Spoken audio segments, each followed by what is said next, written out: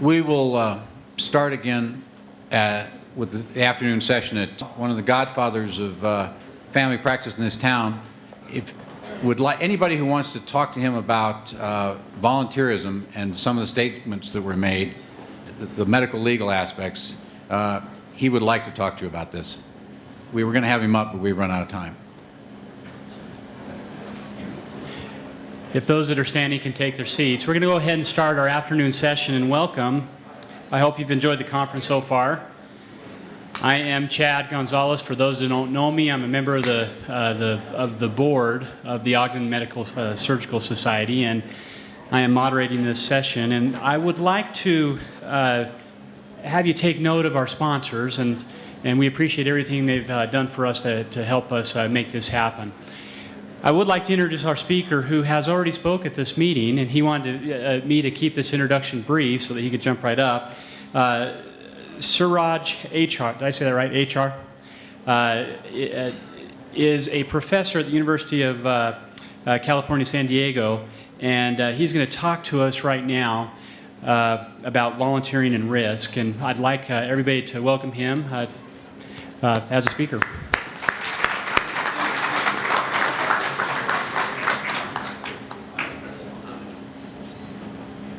I want to start with a brief thank you for Al Hartman and Teresa. They've been nothing but amazingly gracious, and I've been so impressed by this meeting and all of the attendees. I've learned so much myself. The lunchtime meetings are almost like, it's so good. It brings you to tears almost listening to some of the speakers here that I've just enjoyed so much and I've learned so much here too. So one of the interesting things is I got to represent the University of California in a large class action lawsuit against big pharma companies, and I got to see some of the interesting information. And then one of them is a study of how doctors learn, and there's all kinds of studies about doctors learning, but they really have perfected it. And the best learning that you do is by teaching. So I'm actually thrilled to be here, and I think one of the things is if you can take some of this information you're getting from these wonderful speakers and take it back to your groups and share it, it'll be the best way to learn. We're going to finish my tour de force here with you guys with volunteering and risk, which I'm so happy to talk about. I'm going to start with a little story. This is a picture of Lourdes. Now, this is Lourdes. I worked with Lourdes in Africa with Doctors Without Borders. And Lourdes was on the team. This is a picture. This is 1 year before Doctors Without Borders received the Nobel Peace Prize. And Lourdes was on the team to receive the Peace Prize. I don't know exactly where that is. I think it's not in Stockholm, but actually in Norway. But anyway, so she was one of the 20 that were invited. And I'll talk to you a little bit about her at the very end and why something so special about her. So we're going to talk about volunteering, team doctor, volunteering in clinics, and eventually volunteering abroad. I'm starting with this Good Samaritan thing, and the reason I thought I'd bring this up, this passage from Luke, the Great Commandment, not only is it probably one of the most well-recognized passages in the Bible, maybe worldwide, it's kind of influencing laws around the world, influencing the way people think around the world, but it was brought up at this meeting right away, and I think I want to dispel the fears of the doctor who came up and was worried about not having enough malpractice insurance to work in a community setting that's a free clinic. And again, I saw an attorney up here reaching over and trying to get him a card because this is a simple problem that has a simple answer. And I'm going to show you some simple answers that State of Utah has for doctors like him. That'll make things easy. But going into Luke's story, it's kind of interesting. There's been a lot of debate. Did Luke editorize this? Because it supposedly comes from Jesus. And how much did Luke add to this story? Because he starts talking about a lawyer. And so it's a discussion between Jesus and a lawyer, which is very interesting because this course is all about legal medicine and pitfalls and all that stuff. And then, so the lawyer asks Jesus what to do to attain eternal life. And Jesus responds, what is written in the law? And the law is the Old Testament. That's what he's meaning by this. And basically is do unto yourself as you do unto neighbor, or do unto neighbor what you do unto yourself.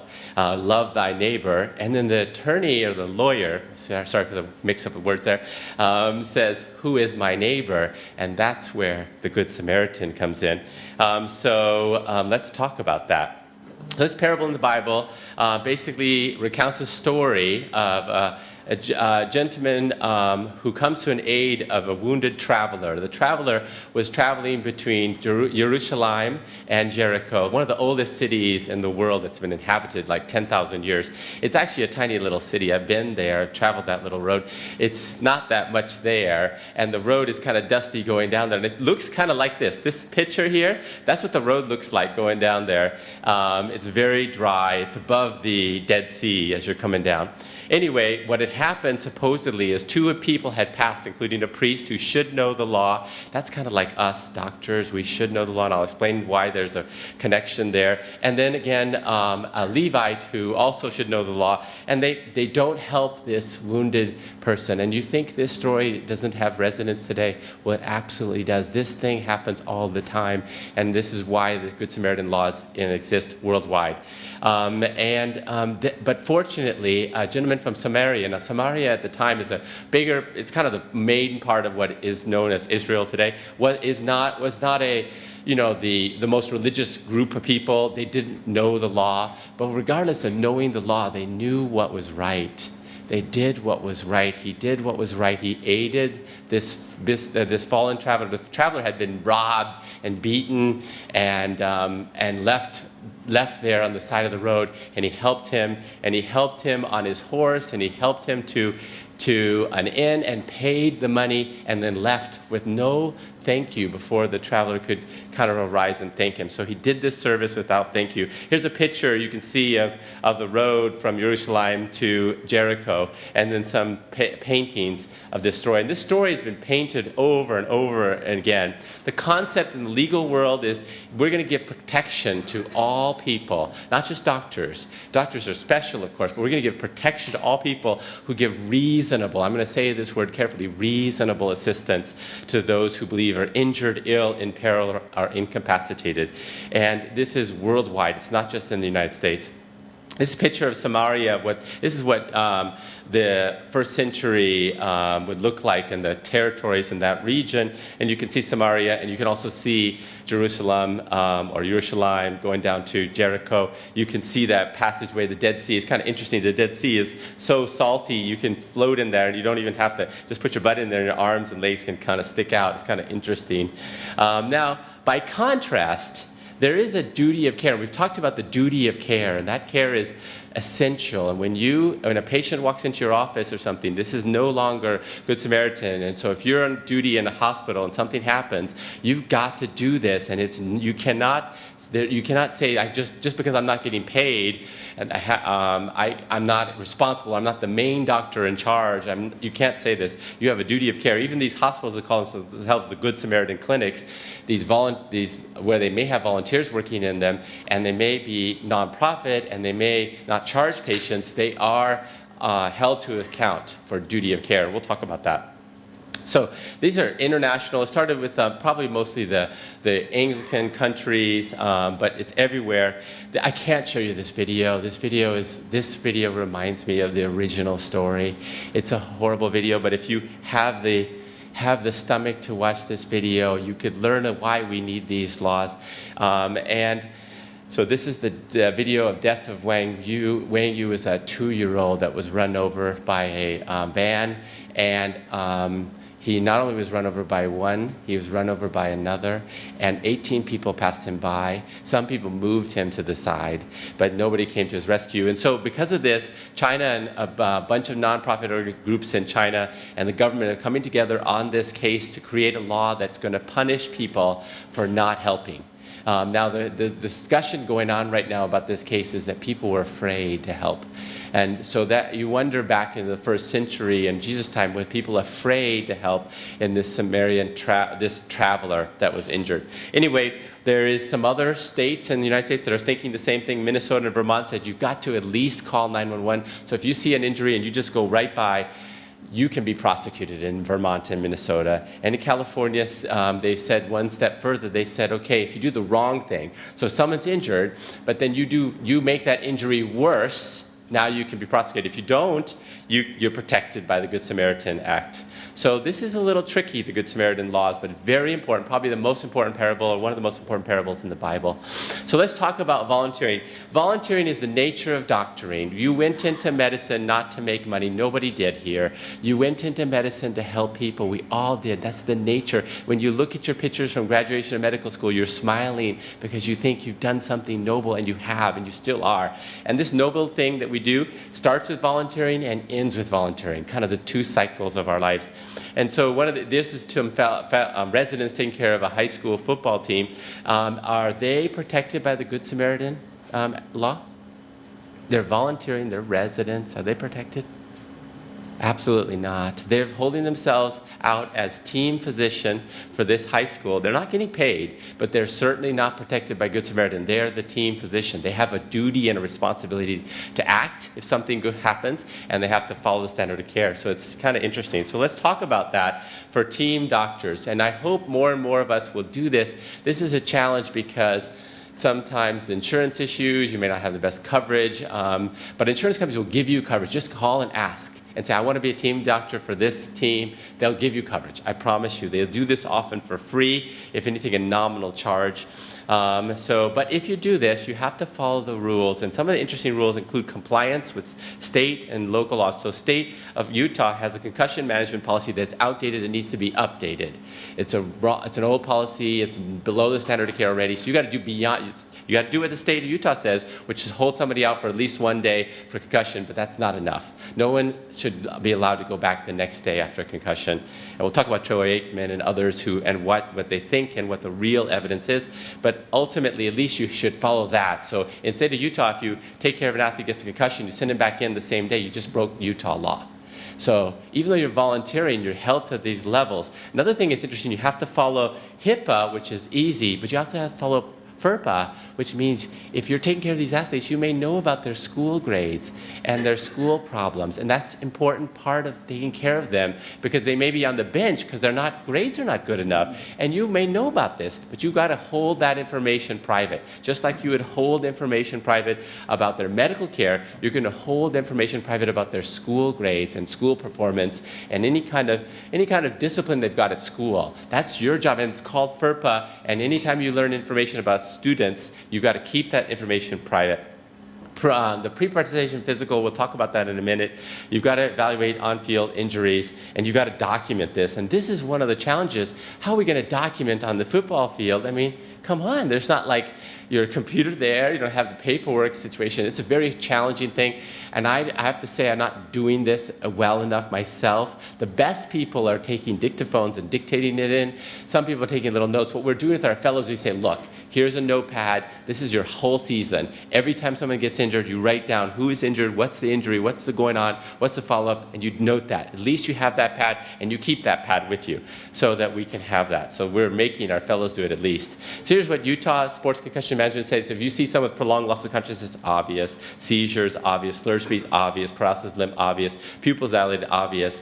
They have to be held out. But if they're not comfortable, if the athlete is not comfortable, they have to be held out. You have to manage them. You cannot send someone back after a head injury who's not comfortable. You shouldn't send them back at all. No return to play the same day, and they're talking about impact in Utah law, which is kind of interesting. Impact's a private company. Nothing wrong with Impact. They do computerized neuro testing. It's not that great, and we don't need it.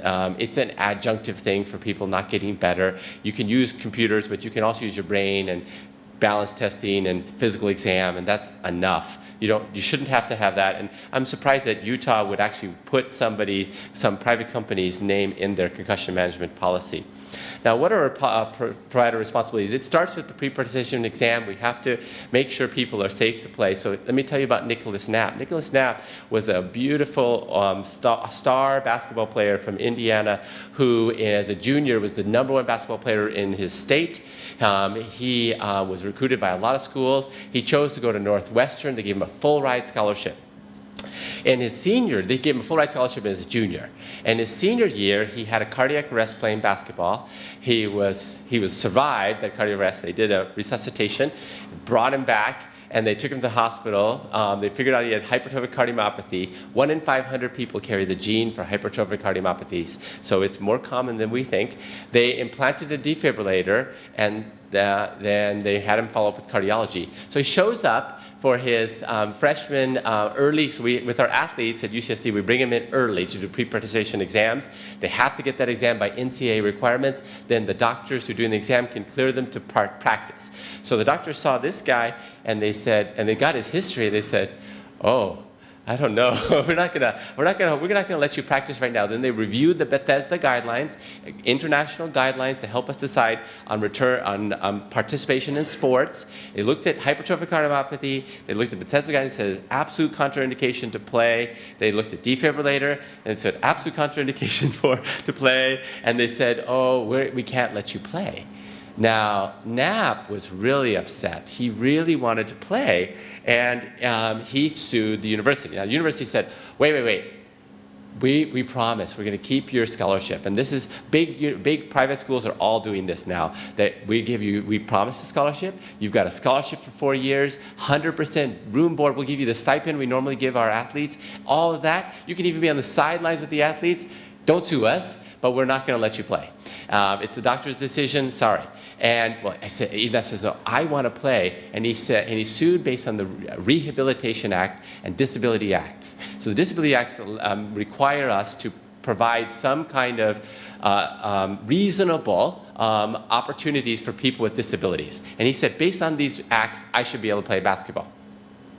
So they went to Superior Court, and the judges heard both sides, and ultimately the judge said, yeah, we see, yeah, you're kind of disabled, but, that being a player on the Northwestern basketball team, that's not really required as part of the Rehabilitation Act.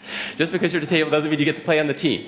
You can be on the sidelines, you can be part of the team, they'll take you on the bus and everything, and you keep your scholarship, you get to go to school, that should be part of it. You should be able to go to school, and all that should be provided, so we will support that, but not on the basketball team. So Eben Knapp was not happy, so he transferred to a junior college. He tried to play, but every time he would play for prolonged periods of time, he would have a cardiac arrest and get shocked and fall down. And so it happened like 10 times. Eventually he quit, which is quite a sad story because he gave up his scholarship to Northwestern to do that. So duties of team physician include, of course, evaluating on-field injuries. And this is an interesting problem. So I had dinner with Troy Aikman, and he was talking about his medical care. And unfortunately, his medical care wasn't always the best. And why wasn't it always the best? Well, it was because he was the starter. He was the star. He was what everybody came to see, and he was what was carrying the Cowboys to Super Bowls.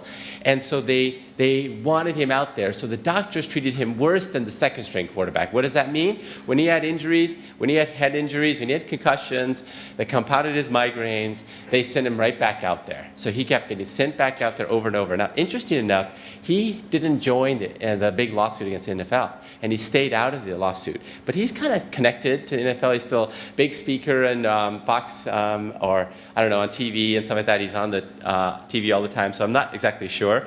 But he told me personally that he had suffered a lot of injuries. He thought the doctors put him in too soon after his injuries, with disregard to his health and wellness. And he seemed a little depressed, too. And he thinks it's kind of related to the head injuries that he suffered in sport.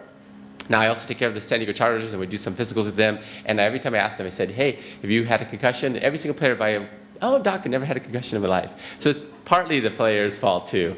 Now, one last thing about this, duties are especially diligent with minors. So if you're going to do volunteer team physician with minors, we have to be especially cautious. So with minors, if they have any injury that reduces range of motion or causes any functional impairment or any pain, they shouldn't go back out there.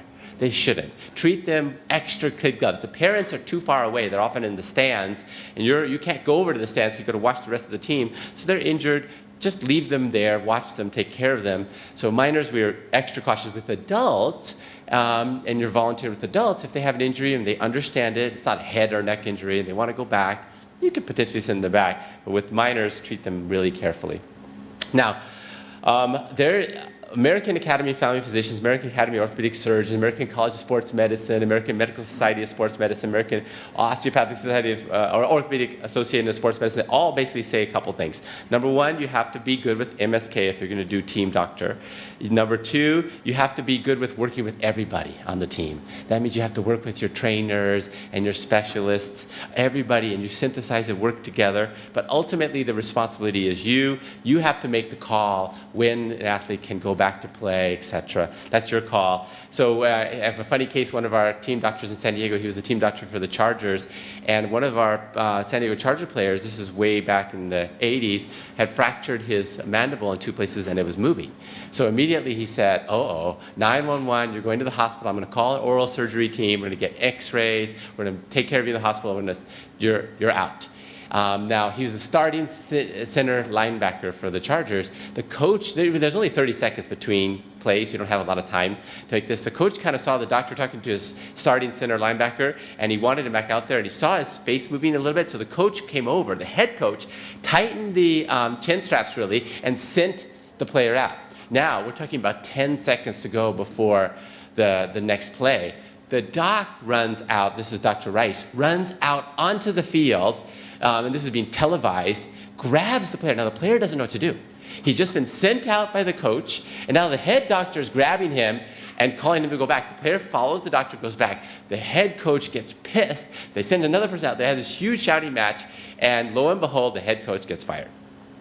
So ultimately, the decision on the return to play is the doctor only. So it doesn't matter what the coach says. I know it could be big coach and everything, but you just got to do what's right. Now, one problem for this is if you're doing team medicine, sometimes you travel, and travel is a big problem. As we know, we have a patchwork quilt of so many laws in every state. It's wrong. And some states have different laws. You are probably licensed in one state. One state gives you a license to diagnose and treat. You're not really licensed probably in every state in the country. It's very rare, maybe a couple states at most.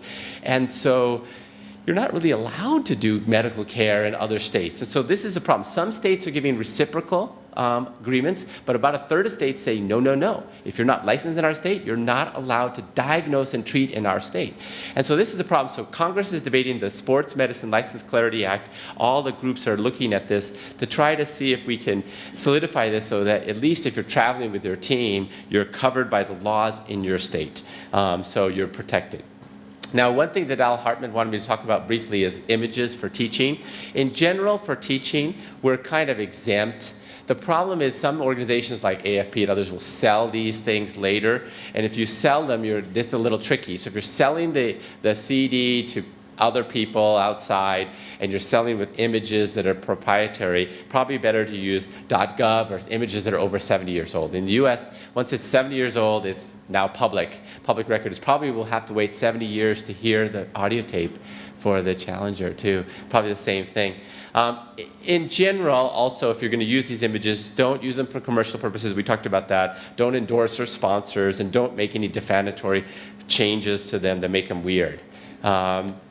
So everybody's supporting this Licensure Act, and hopefully this Clarity Act will help us all. Now, there's some state laws that protect volunteers. Let's talk about volunteers. So we have a little volunteer issue here.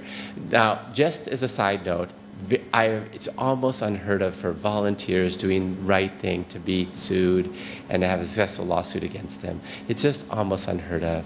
When you're doing the right thing, juries, judges, everybody appreciates that. So as long as you put the patients first, it's very, very rare.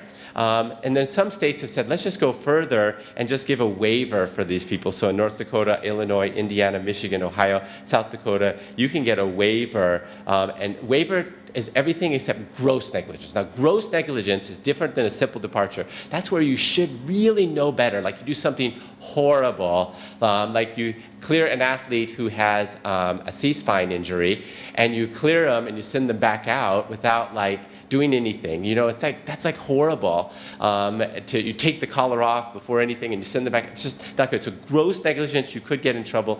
But in general, for simple stuff, you won't get in trouble in those states. Minnesota has a simple solution too. They purchased a liability insurance for volunteer physicians. You just have to apply, and the state funds care for it. Utah has one too, and I'll talk about Utah. There's other states, Iowa, Kansas, Wisconsin, that protect the volunteers, and they say you're acting as an agent of the state when you're volunteering. But to get this immunity, you have to apply with the state board, tell them you're volunteering, tell them I'm going to cover such and such a school, or I'm volunteering in this clinic, and then they'll give you this extra immunity. But you have to plan ahead. You can't just show up and expect to have this. So retired physicians, this is important, especially here in Utah. So Utah has a retired volunteer healthcare practitioner application. If you want to work, you can get, you don't have to pay any fees for maintaining your license. The license is covered by the state of Utah, but it has to be with a 501c3. And then if you do it, you apply ahead of time, they'll give you a license that allows you to do work in that 501c3, and you're golden, so you're protected. And again, remember, it's very rare for volunteer physicians doing good work to be sued. If you do the right thing for patients, you're going to be fine. Okay, so let's talk about international. So this is something I think is really good in the beginning of careers and the very end of careers. I'm going to talk about Doctors Without Borders because that's what I did. I volunteered with them, so I'm a return volunteer. MSF is the largest of the medical emergency volunteer organizations in the world, so it's kind of a good place to start if you're interested. This is one of the mothers. I was taking care of her twins, and it's an amazing story how she kept these twins alive. One day we came to work, and my nurse, Lourdes, pointed out a stool of one of our children that just scared me so much. This scared me. I couldn't believe the fear when I saw this. A rice water stool in our TFC. TFC is a therapeutic feeding center. We're taking care of kids who are pretty severely malnourished in the center. Kids that weigh less than 10 pounds, who are years old. It's not a normal place. It's like an ICU. And having cholera show up in that place is not good. In fact, I remember during our epidemic, there was a lot of questions. Was I a real doctor? You know, MSF headquarters in France was wondering, is this a real doctor? Because we had body bags coming out of this place. And so I was really good doctor until the cholera. Then I was not a very good doctor for a while, and then became a really good doctor again. But we had one case during this time, this amazingly tragic Faustian case. A mom comes in with her child, severely malnourished, suffering from cholera, very ill, probably within hours of dying. This child's going to die. We saw it from onset of symptoms of death within hours.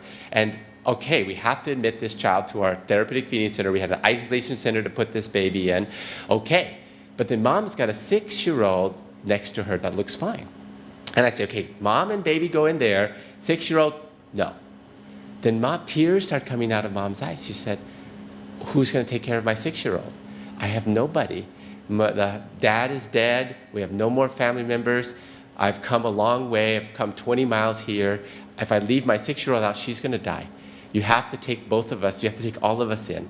And I said, no, I'm restrict. You're not coming in there. This is not safe. This is a danger zone. Cross that threshold into our cholera isolation center. That's danger. Everything in there is cholera. I can't protect the 6-year-old. The 6-year-old can't go. Then mom refused to go with the 2-year-old. And we're like, well, we have within hours to make this decision. So there's a big discussion. Lourdes, who represented MSF for Doctors Without Borders and for the Nobel Prize, she's arguing, yeah, we should take the family in. The 6-year-old's big, strong, she's not malnourished. We're good at this. We save lives. If the 6-year-old gets it, we'll save her life. So people kind of pushed me. I finally said, okay, fine. Take them all in. What am I supposed to do? It's just a Faustian situation. So we take them in, and we survive the 2-year-old, which is amazing. So IVs, NGs, all this stuff, amazing. 2-year-old, I'm rounding every day in there. And so I go home for lunch one day, and I get called from lunch a little early. Doctor, come. So I come, and I see the 6-year-old in a pool of rice water diarrhea. So we're trying to get an NG tube in, but it's just not working. IV is impossible. Try to do an IO line. I don't have the equipment to do an IO line. Mom's tears coming down, wondering, why am I stabbing her 6-year-old with a needle in her tibia? She doesn't understand. And then the 6-year-old dies. Ultimately, the 2-year-old leaves. Mom leaves with the 2-year-old. Healthy 2-year-old survives the cholera. Nutrition's better, but her 6-year-old is in a body bag. So this kind of stuff we're talking about here, this international stuff, it's a whole different ballgame. There's no legal anything here. The injury, the risks are much different, and the problems that we're dealing with are just so much different. So MSF, Doctors Without Borders, is a private nonprofit organization free of political, economic, religious affiliation, kind of like the Samaritan helper. He wasn't really the same religion or the same race. He helped without regard of the religion and race. MSF does the same thing. It was started in 1971 with a group of French doctors working for ICRC. The ICRC is International Committee for the Red Cross. And what had happened is they were formed to help people. The Red Cross was formed to help in a conflict that was between countries. So then we'd have a peace treaty or a little break in the war, and the Red Cross would go in and help both sides. But what about civil war, civil conflicts like in Nigeria?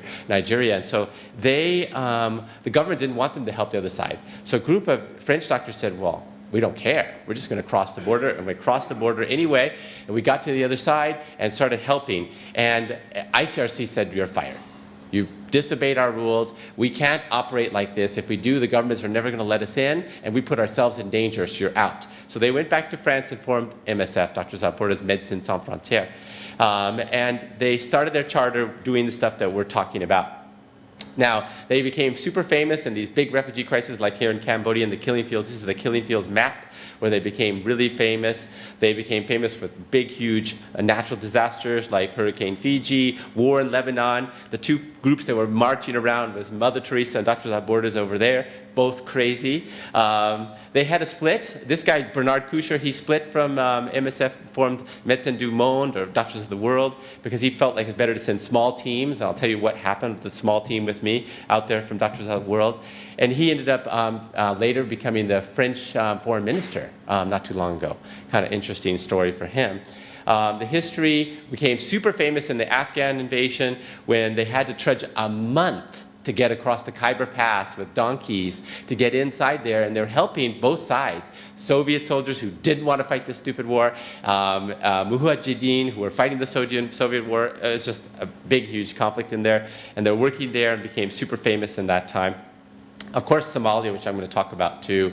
Now, Somalia has had just so many things. MSF has worked pretty much everywhere, like I said. Their goal is to help assist people, natural or man-made disasters, armed conflict, without discrimination to race, religion, political affiliation. This is basically the parable of Jesus in the Samaria. That's what Jesus said, is to help no matter who is out there. Just help because you should help, not for any benefit of yours, not just help your own. It's funny, the Samaria parable, somebody should send that over to Trump or give him some information about that. So testimonies, that's what I'm doing, telling the stories. That's kind of what MSF wants us to do. Somalia, Sudan, it's another place that they were at. Now I'll tell you a little bit how I got called for MSF. So one day in 1996, satellite images saw huge migration of people out of Rwanda. These people were leaving Rwanda and going to Tanzania, Burundi, the Congo. Millions of people were moving in a day to these countries. And it was such a big movement. You could see the mass of people on the satellite imaging. Now, MSF knew right away this was going to spell disaster. The biggest problem is actually water and sanitation. It's followed by food.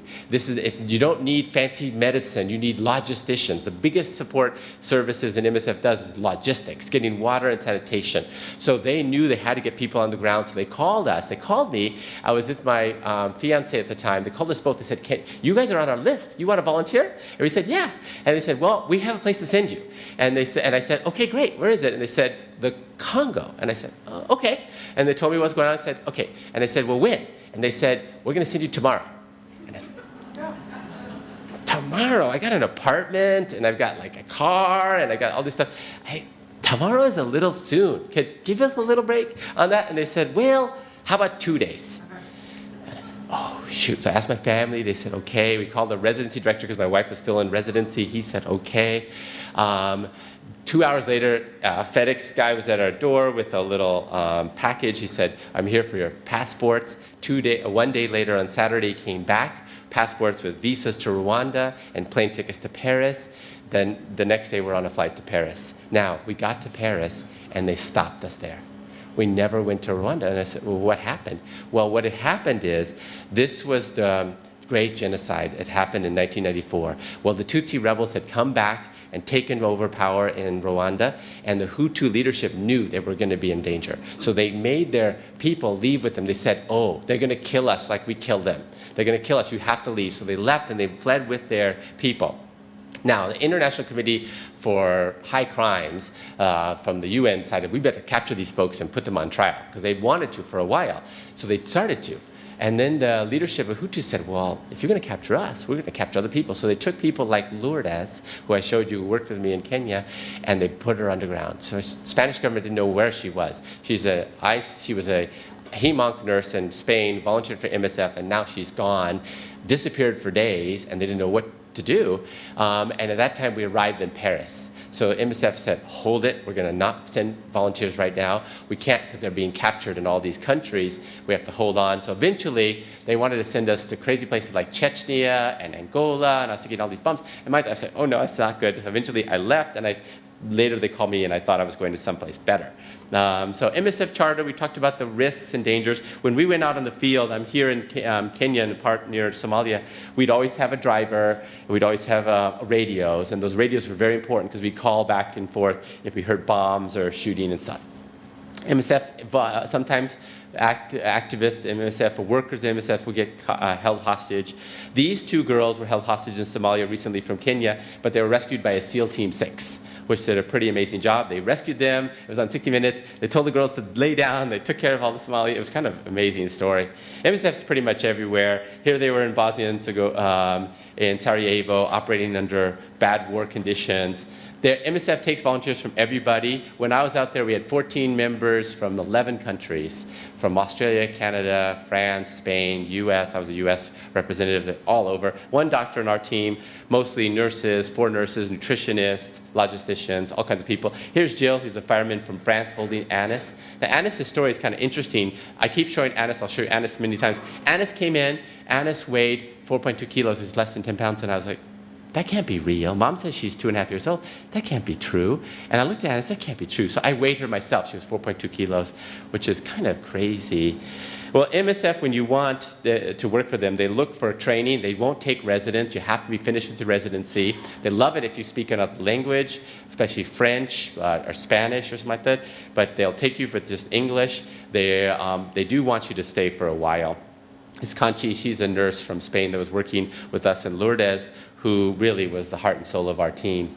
Our team we were there, this is pictures on the ground when I was, so it's obviously not a good place. You can see kind of pretty poor, desolate place. And this is Kenya. It's funny, when they called me to go to Kenya, I thought, oh, finally, call me someplace safe. I love this. I was thinking of Lion King and stuff like that. I was like, it's like a Disney movie or something. I thought I was going to go someplace better, and then I got here, and I went, this wasn't exactly what I was thinking, but at least it's not like Angola or Chechnya. At least it seemed better than that. This is us measuring kids. We started to figure out if they were malnourished, we would do a arm circumference, and that's a quick way to see, because the median upper arm circumference doesn't change much between 1 and 5, so it's a quick idea to see how malnourished you are. Then if we were red or even yellow, especially red like this child, you put them on a scale, measure their height, and then you get an idea, are they malnourished, and do they belong in the intensive care unit, or to the supplemental feeding centers. The intensive care unit was basically for kids with really severe protein energy malnutrition, where mortality rates can range between 5 and 30% in the first few days. So this is pretty serious stuff. The most common reason that they died was actually pneumonia, followed by diarrhea when we had a cholera epidemic.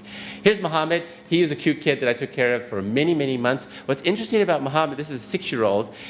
He looks a lot older because of the way kids look when they're super malnourished.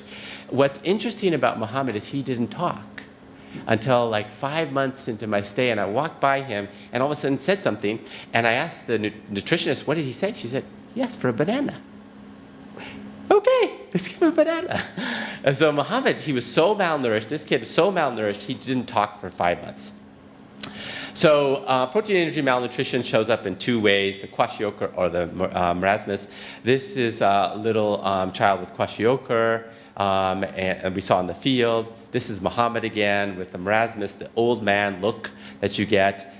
This is us in the field measuring the kids. This is like Mike Tyson. This kid's really strong, big kid, strong. He can hold the thing. He's not malnourished. And so we had to do that before we left. We trained a lot of staff. So MSF, one of the big things we do is training to teach them about medicine. There's no doctors in our place. There are very few. There was one doctor and he's corrupt.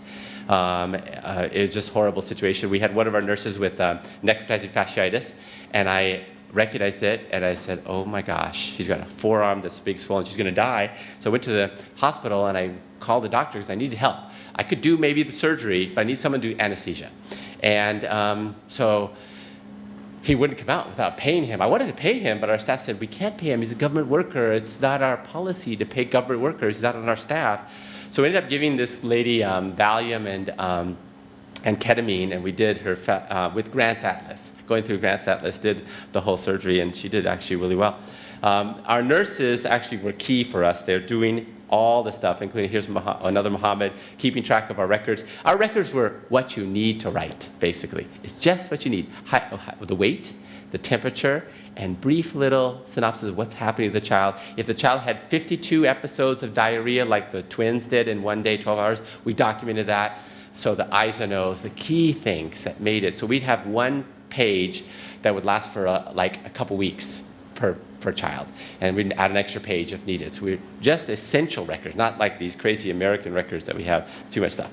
Anyway, treatment of protein energy malnutrition, we give rehydration right away because they're dehydrated, and we start them on a phase 1 diet, which is very little, not too much. We don't want to overfeed them because you do, they sometimes die. So we have to be really cautious, and once they start doing better, we move them to the phase 2 diet. We transition them to the supplemental feeding centers, which you can see below. It's a pretty amazing place. We had 2,000 kids in these supplemental feeding centers. We're taking care of 6,000 kids at a time. They'd just come in every morning. We'd feed them. They would just stay. Because sometimes these 6- and 4-year-olds were walking 10 kilometers from Ethiopia and Somalia to get food. And so they would just stay. And then in the afternoon, we'd feed them again. Then they'd go home. And they'd come back the same 6 days a week. 7th day, we give them food, which they would take to their families. Their families would eat. They wouldn't eat. Of course, we give vitamins. These kids all had a vitamin deficiency. Vitamin A saves lives, stops blindness. It's amazing. We treated their infections, a whole host of things. Sometimes, and rarely, we'd have to give them IVs. Here's me doing a little IV in a child who's really sick. So here's Anis. It's a picture of Anis at the end.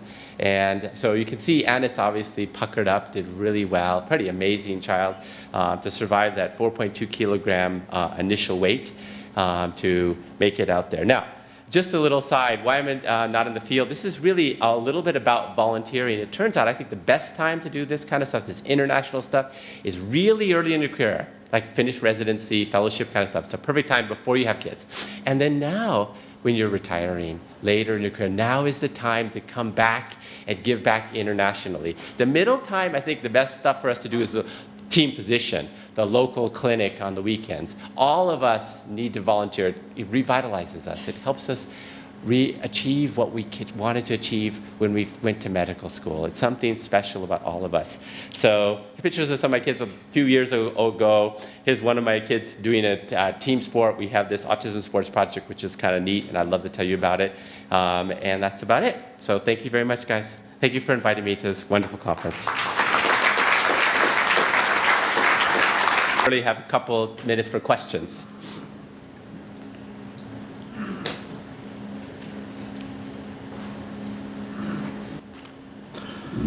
My question is, where were you Wednesday afternoon? I was here. That's why I put the Good Samaritan stuff in there for you. Since that time, I'm going to make a comment, if I might. Sure. We have found that there is a Healthcare Providers Immunity from Liability Act, which is Utah 58-13-3.